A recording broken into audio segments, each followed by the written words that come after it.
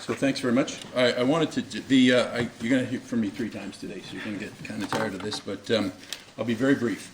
What we do is we study the gold funds. So there's 114 gold funds in the world. One of the esteemed managers here, you heard from earlier. There are also 199 metal and mining ETFs in the world. So the first gold fund in the world was Van Eck International Investors Gold Fund, started January 1956. Okay?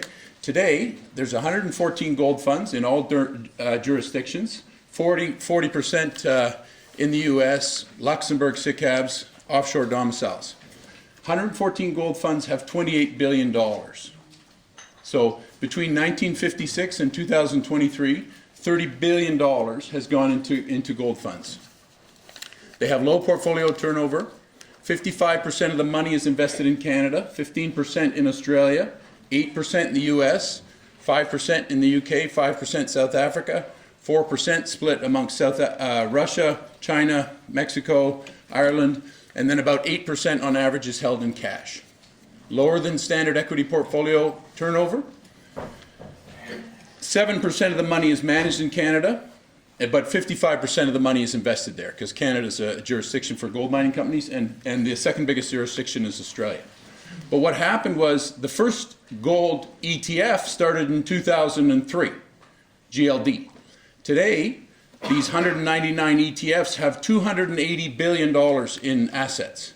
So they are 10 times the size, an order of magnitude bigger than the amount of money in managed funds.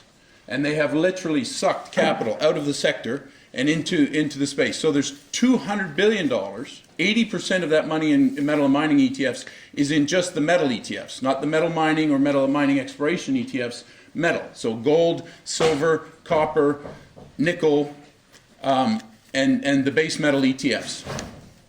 So that's where the money's gone. It's gone from managed funds to ETFs, and it's starved the sector of capital. So over and again, you'll hear absence of investment capital, absence of exploration capital, not enough new discoveries for supply, going to create a pressure on prices, and it will. The most predictable are copper, silver, gold, and this is part of the reason, is the nature of what's happened in capital markets. That these ETFs have taken, they're 10 times bigger than the managed funds. And that's the summary of information here. And that's really the only message that you see. We look at all the ETFs, we look at the managed funds.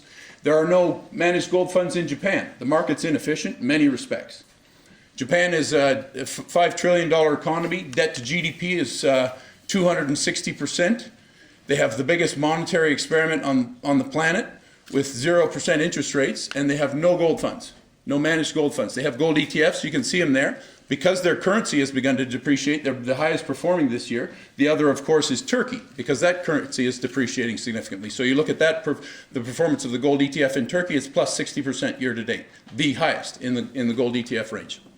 Followed by Japan, because their currency is debasing also. No listed gold companies in Japan. So there are discrepancies and market opportunities, but the biggest takeaway from this level of analysis is that the ETFs have taken money out of managed funds, out of the junior, which in turn can't be deployed into the exploration, and so there's been a complete absence of funding, which creates opportunities. You speak to the most informed in the sector, they know the companies that are cheap, and there are a range of them. And it's the competition for capital which has created massive discrepancies in valuation for the junior companies. And that's the summary of that information. That was it. Thank you very much.